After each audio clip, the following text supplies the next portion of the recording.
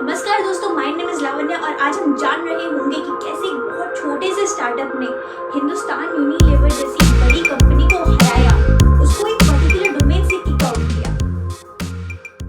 Unilever एक global FMCG company है। ये एफएमसीजी क्या होता है? Fast moving consumer goods company. Unilever के प्रोडक्ट्स हम home care, personal care, food, refreshment जैसी बहुत सारी अलग डोमेन्स में यूज कर रहे होते हैं।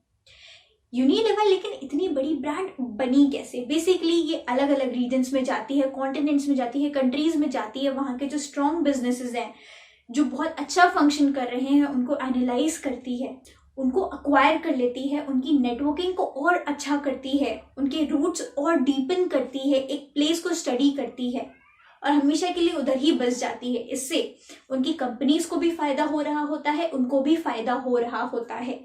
ऐसी वर्ल्ड में कोई भी कंट्री नहीं होगी जहाँ पे यूनिलीवर के प्रोडक्ट्स इस्तेमाल ना किए जाते हों।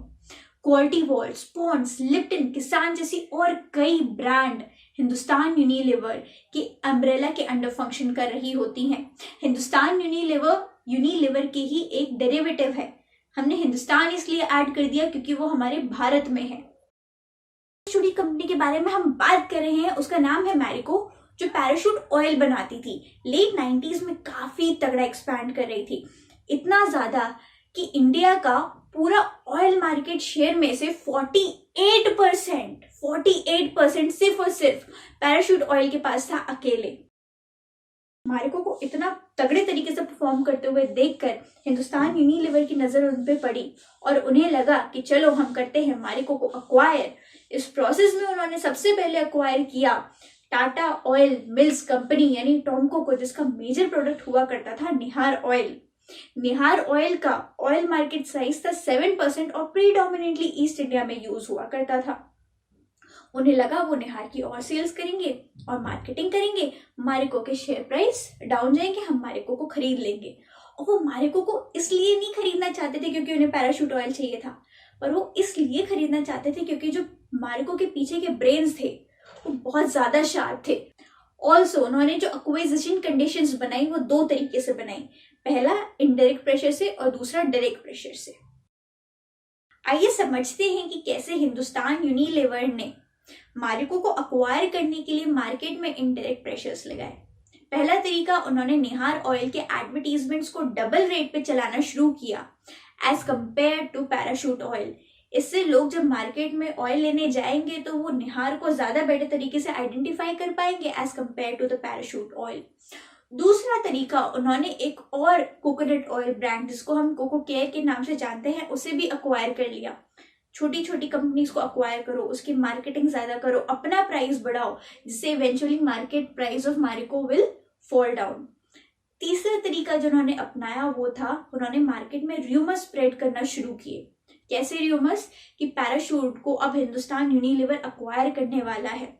इससे पैराशूट की रेपुटेशन मार्केट में डाउन होती, लोग उससे खरीदना कम करते और मैरिको को इजीली हिंदुस्तान यूनिलीवर अक्वायर कर लेता। और चौथा तरीका, उन्होंने निहार और कोको केयर ऑयल्स पे 35% तक का डिस्काउंट चलाना शुरू किया, जिससे लोग कम प्राइस में ज्यादा चीजें खरीद सके। प्राइस था वो गिरा तो सही, पर जनाब जो एक स्टार्टअप होता है ना, वो आपके बच्चे की तरह होता है। आप नहीं चाहेंगे कि कभी भी आपका बच्चा आपसे कहीं दूर जाए। हर्ष मारीवाला जो फाउंडर थे मैरिको के, जो बाद में जाके मैनेजिंग डायरेक्टर भी बने, उनके अंदर इतना ग्रिट था कि उन्होंने गिव अप नहीं किया। उनके गिव अप करने के चांसेस 0% हो गए। मार्केट में स्टार्टअप्स तो बहुत सारे आते हैं, पर टिकता वही है जिसके अंदर ग्रिट हो। And grit is the combination of passion, perseverance and determination. जनाब बहुत हुआ ये इनडायरेक्ट गेम, अब हिंदुस्तान यूनिलीवर को करना था direct attack. Chairman of Hindustan Unilever की दादी सेठ, उन्होंने कॉल घुमाया हर्ष मारीवाला को, जो फाउंडर और मैनेजिंग डायरेक्टर थे मैरिको के, और उनको कहा कि हम कोकोनट ऑयल इंडस्ट्री में आपसे ज्यादा सीरियस हैं, हमारी नेटवर्किंग आपसे ज्यादा अच्छी और डीप है, आप हमें मैरिको को बेच दो, हम आपकी और आपकी अगली जनरेशन को फाइनेंशियली स्टेबल रखेंगे। लेकिन अगर आपने ऐसा नहीं किया, अगर आपने हमें मैरिको को नहीं बेचा, you and your family will have to pay the price and you will live to regret it.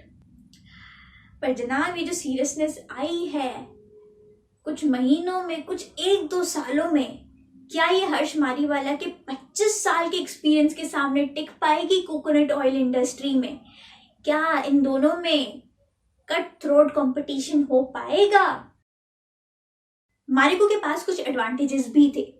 पहला एडवांटेज, अगर आप एक कोई पब्लिक कंपनी है और आप अक्वायर नहीं होना चाहते हैं, इसके लिए जरूरत है कि आपके पास अपनी कंपनी का शेयर 51% से ज्यादा हो।